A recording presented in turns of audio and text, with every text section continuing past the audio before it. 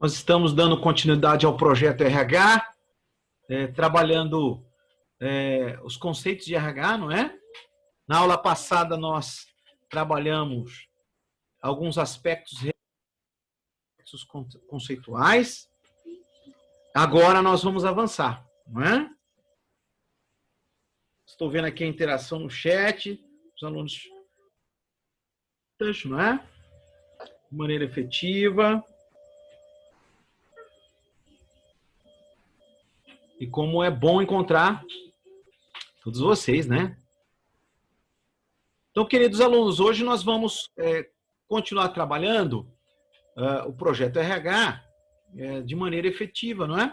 Nós vimos alguns conceitos iniciais da sua apostila lá no projeto, quando iniciamos o conceito de férias e todos os detalhes de férias. Hoje nós vamos dar continuidade ao nosso projeto, lembrando que sempre você pode, como fez aí no início da nossa aula, você pode continuar mandando sua pergunta aí através do chat, fazendo o seu questionamento, né? Sua participação sempre é importante para o desenvolvimento das nossas aulas. Obrigado por, desde o início, estar aí compartilhando no chat, fazendo suas perguntas e trabalhando estas interações, né? Nós vamos, então, adiante. Quero, então, caminhar com você dentro dessa perspectiva que hoje nós trabalharemos, que é a perspectiva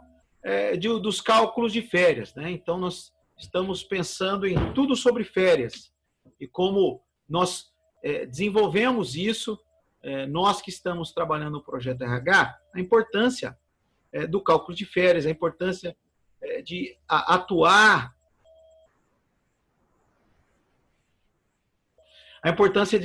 não é, em RH de uma maneira efetiva, atualizada, né? Nós não perdemos nenhuma das atualizações e estamos trabalhando hoje os cálculos das férias e alguns assuntos conceituais importantes para nós aqui do RH, não é? Lembrar vocês que as férias elas estão definidas lá no artigo 129, podemos ver lá um conceito de férias, né? Artigo 129 da CLT diz que todo empregado terá direito anualmente ao gozo de um período de férias sem prejuízo da sua remuneração, não é? Férias é um direito, então, de um empregado no nosso Brasil. Direito esse compreendido como período de férias sem prejuízo da remuneração. Esse período de descanso, né? Sem prejuízo da sua remuneração. As férias, então, elas podem ser divididas entre período aquisitivo e o período concessivo, né? A maioria das pessoas, né, que, diferente de vocês, queridos alunos, não estão estudando o assunto de maneira efetiva, sempre fazem uma confusão sobre o período aquisitivo e o período concessivo, né? Nós já sabemos que o período aquisitivo é aquele que vai lá do início, né? Do início da contagem dos 12 meses, o primeiro período, e esse primeiro período é de 12 meses consecutivos de trabalho, né? É o período onde o empregado ganha, né? Adquire o direito. Já pensando nesse período de aquisição, esses 12 meses de trabalho, que todo profissional cumpre, cumpridos dos meus 12 meses, eu ganho direito de usufruir de 30 dias de descanso remunerado, né? 30 dias de descanso remunerado. Trouxe até aqui um resumo para você, querido aluno, que, inclusive, nós podemos dizer que o período aquisitivo é o intervalo de 12 meses de trabalho que antecede as férias do colaborador. Então, às vezes, fica uma dúvida, né? Entre período aquisitivo, período concessivo. O período aquisitivo é, então, aquele período de 12 meses que antecede as férias do colaborador. Ou seja, o trabalhador tem que cumprir, não é? 12 meses consecutivos, tem direito a ter o seu acesso à concessão das férias. Claro que em casos especiais, esse período pode ser diferente, mas o mais comum é que o período aquisitivo é, então, de 12 meses consecutivos de trabalho. Trabalho esses 12 meses, terei direito, então, a o meu exercício das férias, que podemos, então, pensar, agora que o empregado adquiriu o direito, né? É direito do empregador conceder as férias. Por isso que o período concessivo é o prazo de 12 meses subsequentes ao aquisitivo, em que a empresa tem para definir quando o empregado vai usufruir do seu direito. Sim, o período concessivo, então, é aquele período onde o empregador tem para definir quando o empregado vai usufruir deste direito, não é? Então, período de concessão, período em que o empregador tem para organizar de maneira efetiva para que o empregado usufrua das suas férias. Inclusive, né, se o ajuste não for feito em até 12 meses, né, após o fim do período aquisitivo, a empresa, inclusive, está sujeita a processos legais, a dificuldades, já que está ferindo um direito do empregado, né, um direito esse explícito na legislação trabalhista, que não há dificuldade com a legislação, não há dúvidas quanto a isso em relação ao direito do empregado. Tem que ser concedida férias para o empregado, se ele atingir o período de aquisição. Podemos pensar no exemplo, para ficar claro isso? Vamos pensar num profissional que tiver completado um ano de trabalho em junho de 2019. Então, em junho de 2019, esse empregado aqui do nosso exemplo completou 12 meses de trabalho. Ou seja, em junho de 2019, ele concluiu o período aquisitivo.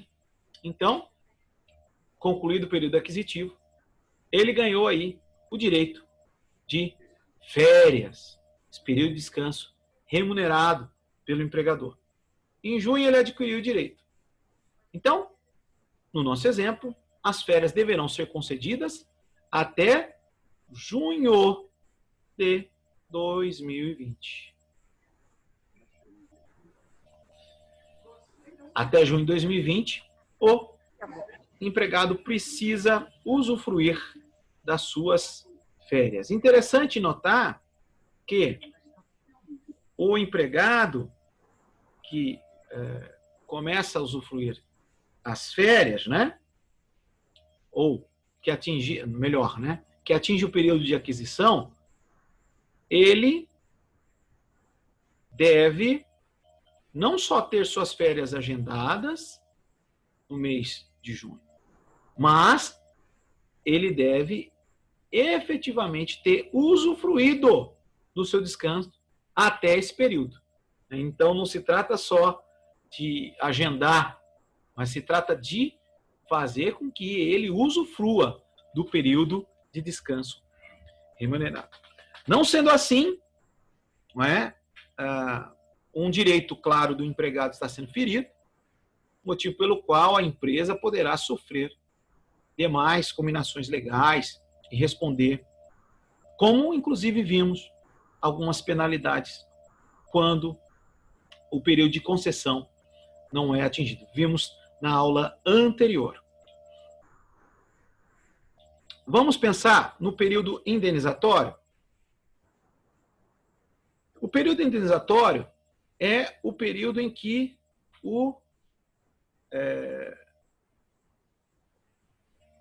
tenha talvez mais controvérsia na lei, né? Que é de indenizar. Ele é o período decorrido após a concessão, no caso da empresa não ter concedido as férias no prazo correto. Ou seja, se a empresa, por um descuido, não é? Por um descuido, não concedeu férias da maneira correta, dentro dos períodos de 12 meses, seguindo ao período de aquisição, terá que pagar o valor em dobro. Então, essa aqui é uma realidade da súmula 81 do Tribunal Superior do Trabalho. Então, é uma orientação com base em julgamento de casos, e nós tivemos aí a súmula 81 do Tribunal Superior do Trabalho, que garante ao empregado, caso a empresa não tenha concedido férias da maneira correta, nos termos da lei, dentro do período de 12 meses, ela deverá indenizar o empregado com o valor em dobro da concessão. Interessante notar que não é só indenizar, pagar em dobro e deixar ele trabalhando, não.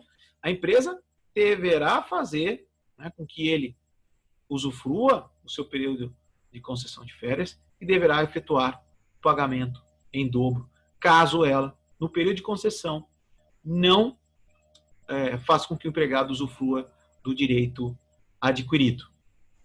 Ok? Tranquilo até aqui? Até aqui nós trabalhamos hoje esses conceitos dos tipos de férias, período aquisitivo, 12 meses de trabalho ininterruptos, período de concessivo, 12 meses subsequentes ao aquisitivo, nos quais a empresa deverá organizar a concessão das férias ao empregado, e período indenizatório, quando a empresa deixa de organizar a concessão das férias dentro do período aquisitivo, terá de pagar o valor em dobro, como indenização pelo não cumprimento do prazo. Lembrando que o empregador tem ainda, no caso da indenização, que organizar para que o empregado usufrua do direito adquirido. Ok? Não basta só pagar em dobro. E aqui nós avançamos.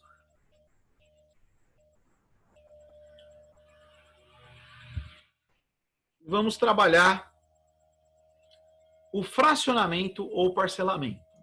O fracionamento ou parcelamento, então, quando nós tivemos a publicação da Lei 13.467 de 2017, a Lei da Reforma Trabalhista, entrou em vigor uma nova possibilidade de fracionamento ou parcelamento das férias que não existia anteriormente. Entrou em vigor esse novo sistema de fracionamento ou parcelamento das férias. Então, houve um implemento do parágrafo 3º no artigo 134, peço licença, vou ler para vocês, até destaquei aqui no seu material, que diz o seguinte: desde que haja concordância do empregado, as férias poderão ser usufruídas em até 3 períodos, sendo que um deles não poderá ser inferior a 14 dias corridos e os demais não poderão ser inferiores a 5 dias corridos cada um. Então, de acordo com a norma em vigor, com a norma trabalhista em vigor, o período de férias, então, ele poderá ser usufruído em 3 períodos, sendo que um deles não pode ser inferior a 14 dias e os demais não poderão ser inferiores a 5 dias corridos cada um.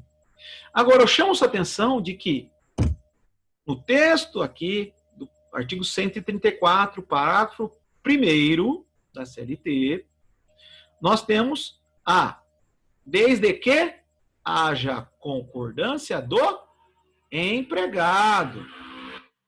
Então, desde que haja concordância do empregado, as férias poderão ser usufruídas em até 3 períodos.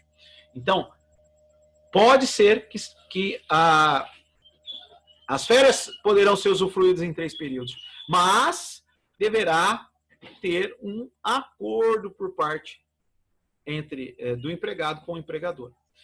Já que a norma anterior, quando ela falava em divisão desse período de aquisição de férias, era uma excepcionalidade.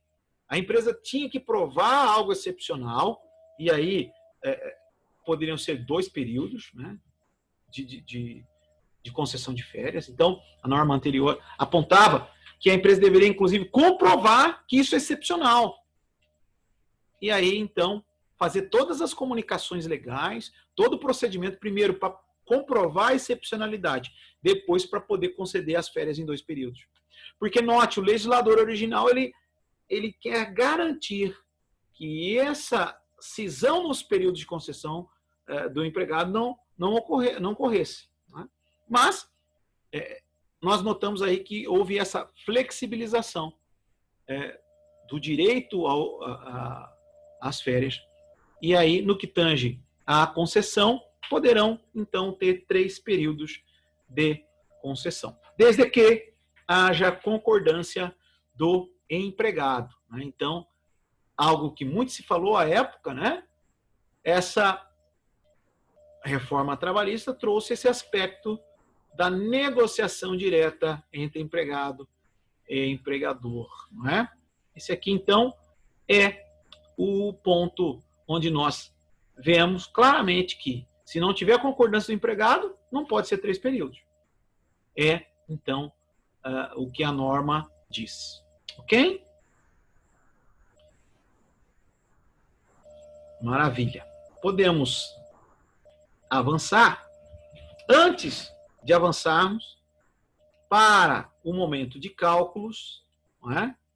Eu quero aqui fazer um resuminho com você, né? O que pode, o que não pode, alguns exemplos de períodos de concessão, para você ficar afiado. Depois eu vou dar uma passadinha aqui no chat para ver se temos perguntas ou observações até o momento. Você já vai aí formulando sua pergunta ou observação, vai escrevendo aqui no chat que eu vou verificar se tem perguntas ou observações. Então, exemplos dos períodos de concessão. 15 mais 15 mais 15 mais 10. Pode. Então, isso aqui é um exemplo de uma possibilidade. Então, isso aqui, ok, né? Isso aqui pode. Deixa eu pegar aqui, trabalhar nesse sentido, né? Para você ver esse exemplo. Então, 15 mais 15 mais 15, pode. 20 mais 10. Então, pressupondo que houve um acordo, hein? Que o empregado concorda. 20 mais 10. Pode. Era o comum até, né? Muito comum na prova da excepcionalidade. 14 mais 9 mais 7. Pode. 30 dias corridos. Também pode. Então, aqui são as possibilidades de concessão em fracionamentos. Tá bom? Ou parcelamento, né? Férias parceladas. Temos aqui alguns exemplos. Podemos ver aqui, notar agora quando não pode, né? Quando, então, nós vamos ter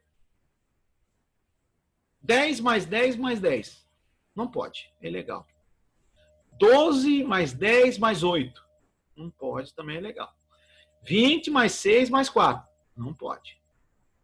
Então, operadores de RH aí, queridos, estejam atentos para realizar a concessão de maneira adequada. Lembrando que a empresa poderá sofrer sanções, né, de ordem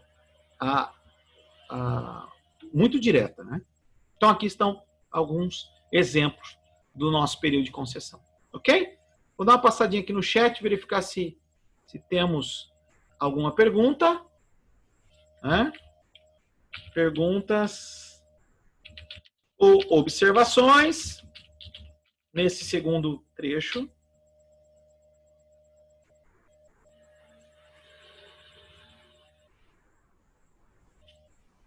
A aluna está perguntando, 45 dias dividido pode e 30 dias dividido não pode.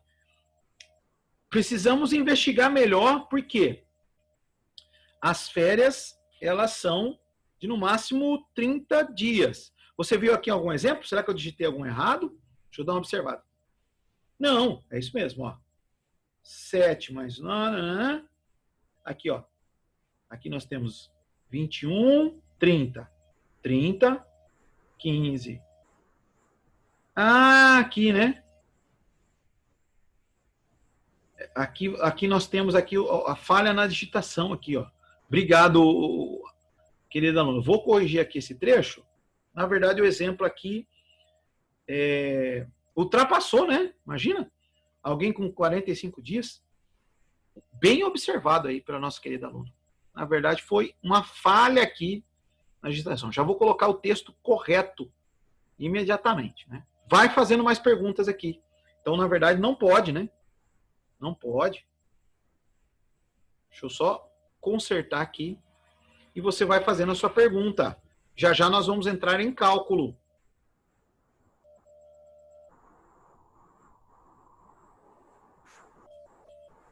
Vamos entrar em cálculo. Deixa eu corrigir aqui em tela. Então, 15 dias, 5 e 10. Né? Aí agora sim, né? Agora pode. Obrigado, querida aluna Betânia. Sempre prestando atenção. Então está corrigido o quadro. Foi um a mais ali que fez toda a diferença, né, na falha. Né? Então aqui nós temos 25 mais 5 dias. Aqui pode, tá bom? Deixa eu ver se temos mais perguntas. Deixa eu colocar para você.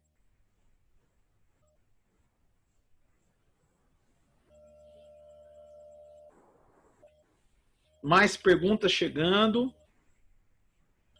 Sua interação é muito importante para o nosso desenvolvimento, né? Como eu tenho aprendido, né? Nós temos aprendido juntos. Deixa eu ver aqui. Mais perguntas. Obrigado, Betânia. Obrigado pela observação.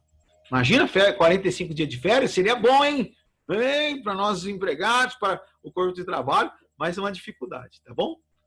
Tranquilo, então eu vejo que as dúvidas foram sanadas. Eu vou avançar para a parte de cálculo, tá? E aí, lembrando que a nossa interação aqui ao vivo, ela é dinâmica, você pode mandar sua mensagem ali no chat, que estou sempre aqui verificando, a sua participação é extremamente relevante para o nosso desenvolvimento. Vamos passar a parte de cálculos, que é o nosso outro momento aqui da aula, né? Vamos pensar então, primeiro, como calcular férias. Primeiro, coisas importantes a lembrar, que antes do trabalhador, né, usufruir as férias, ele deve receber o valor das férias. Inclusive, vimos este texto da lei na aula passada, qual é o prazo, 40, né? O prazo máximo ali que deve estar na conta dele.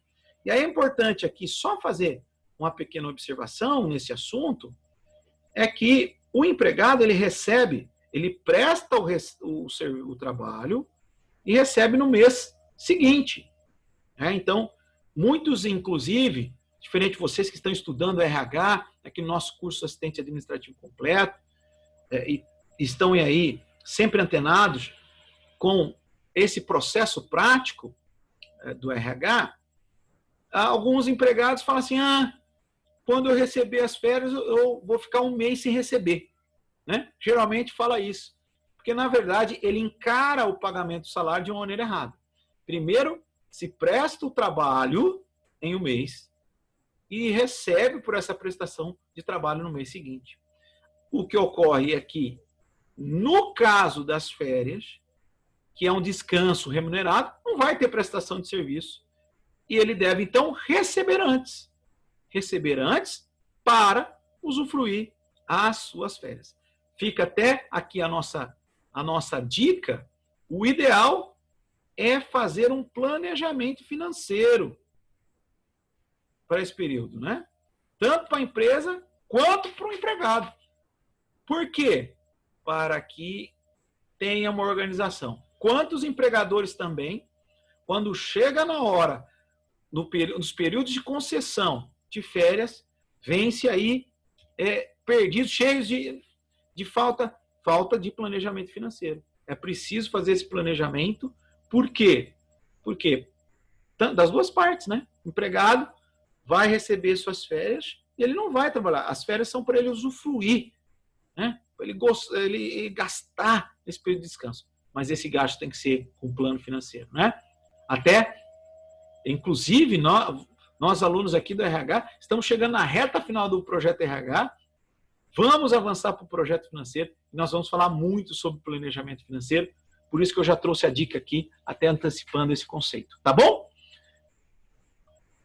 Então, sabemos então o período onde deve ser recebido o valor das férias. Vamos verificar que valor é esse então, né? Qual é o valor então que deve ser direcionado à concessão? Ou como efetuar o devido cálculo. Então, primeiro, vamos ao que o conceito do cálculo de férias padrão. Né? O que é o cálculo de férias padrão? São aqueles 30 dias de maneira ininterrupta. É o valor padrão, certo? Então aqui, anote aí, você que está tomando notas, cálculo de férias padrão. Como fazer aí para calcular? Muito tranquilo. Né? Porque para fazer esse cálculo, nós temos que nos lembrar que a Constituição ela dá direito ao empregado que for usufruir de férias de ter acrescido 1/3 a sua remuneração. Então, como nós vamos fazer para calcular férias dentro do procedimento padrão? Vamos somar o salário com 1/3. Então, como calculamos as férias do empregado? Cálculo padrão.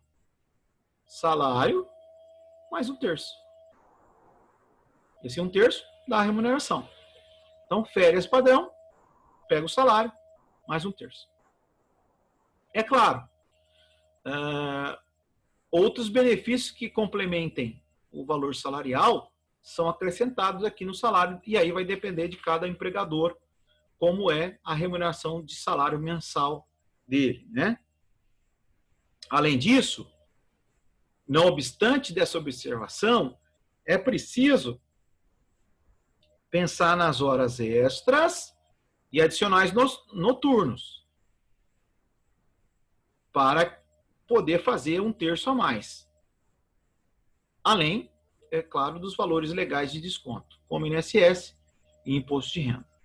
Então, queridos alunos, o cálculo de férias, conceito, padrão, salário com 1/3. O que eu preciso observar? Pensar em horas extras, nos adicionais, que nós estudamos, inclusive, todos eles lá, quando estivermos trabalhando, e aí já num momento mais presencial, trabalhamos isso de maneira exaustiva no cálculo da remuneração do empregado. Então, nós temos que trabalhar aí, pensando que os adicionais de horas extraordinárias ou suplementares de adicional noturno vai refletir num 1/3 a mais, e temos que sempre pensar nos descontos que a lei impõe, os descontos legais de INSS e também de dedução do imposto de renda. Trouxe aqui um exemplo para ficar claro isso, né? Já que cálculo a gente faz calculando. Então, vamos pensar aqui num empregado que tenha o salário de R$ 1.500 mensais. Como vamos calcular, então, as férias desse funcionário? Salário. Aqui, uma divisão simples, queridos alunos, para achar 1/3, tá? Então, terceira parte de 1.500. Pego o salário, divido por 3. Aqui, então, nós temos o 1/3 das férias. Ok? Encontramos 1/3. Pego a remuneração, 1/3 das férias. Quanto ele vai receber? Salário, 1.500. Salário mais 1/3. Salário mais 1/3 e a remuneração das férias. Qual é o valor calculado? Salário mais 1/3, R$ 2.000. Ok? Temos que nos lembrar de fazer o cálculo do INSS aqui do empregado. Então, menos 9% do INSS o valor final para o pagamento da remuneração das férias desse exemplo é de R$ 1.820. Maravilha? Passo a passo que fizemos. Cálculo das férias, né, chamadas normais, ou cálculo padrão. Salário mais 1/3. Não esquecer dos descontos legais. Nosso exemplo, salário do empregado R$ 1.500, 1/3 de 1.500. Pegamos 1.500 dividido por 3 para encontrar 1/3. Fizemos o cálculo do INSS, menos 9%. Ficou 2.000 menos 9%. Valor final, 1.820. Ok? Então, 1.820 é o valor aí que esse funcionário que recebe R$ 1.500 terá na sua remuneração. E aí, queridos alunos, nós temos que nos lembrar que as férias é o período mais feliz da vida do empregado. Já que ele vai descansar e vai receber mais do que se estivesse trabalhando. Olha que delícia, não é? Perceba, ele está recebendo mais do que se estivesse trabalhando. Por isso que é importante fazer planejamento financeiro. Ok? Maravilha! Cálculo normal. Vamos agora avançar para o próximo cálculo deste nosso encontro nessa noite, que é o cálculo do fracionamento, tá? Ou cálculo de férias parciais. Né? Então, é possível, em caso aí de força maior, que tenha que se pagar as férias dividindo em mais de um período. Nos casos das férias parciais, né? Como eu calculo o valor das férias se elas forem parciais?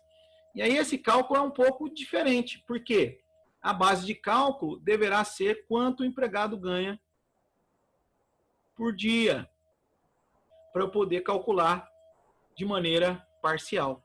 Então eu vou pegar como base de cálculo o valor dele por dia.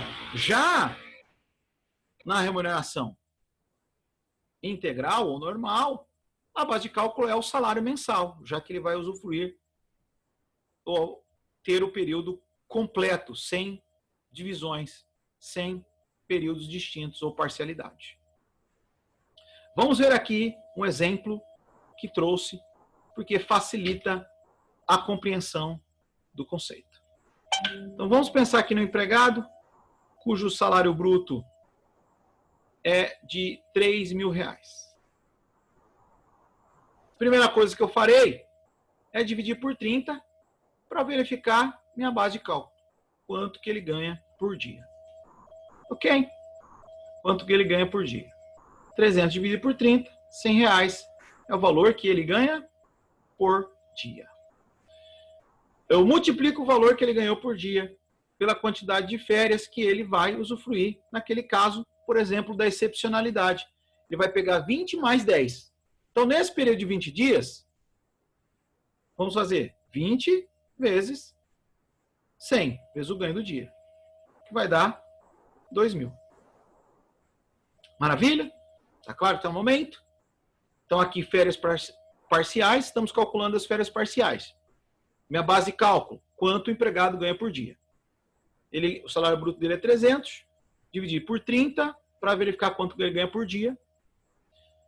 Pego o período parcial, da parcialidade, que é 20 dias, no caso, e multiplico pelo valor diário. Deu R$2.000. Próximo passo, já vai seguir o quê? Igual a normalidade. Eu só trouxe aqui um implemento, ou incremento, é que aqui, com essa faixa salarial, há imposto de renda retido aí. E aí eu trouxe para vocês um cálculo com imposto. Então nós vamos pegar 1/3 do salário bruto do mês de férias parciais, que deu 2.000. Então 1/3 de 2.000. 1/3 do salário bruto do mês, perdão, que é os 3.000. E acrescentar ao valor das férias. Então, acrescento ao valor das férias 1/3 da remuneração. faço o desconto do INSS, faço o cálculo do imposto de renda sobre o valor a pagar e aplico a taxa de dedução de renda. Logo, o valor relativo às férias parciais do empregado é de R$ 2.387,48. Coisas importantes que eu preciso lembrar para você. Primeiro, nós vamos ter os exercícios para a prática do cálculo nessa semana. Eu quero que você pratique esse cálculo. E nós vamos também ter um momento exclusivo só para cálculo de imposto de renda retido na fonte. Então, nós vamos ter uma aula preparada de maneira especial para cálculo do imposto de renda, que são 2 assuntos aí que nós vamos ainda trabalhar. O que precisa ficar claro para você é o cálculo parcial, ele leva em consideração a base de cálculo do ganho de um dia, não leva a base de cálculo do ganho mensal. Vamos avançar? E antes de avançar com você, é a hora das nossas perguntas. Eu quero aqui ver no chat.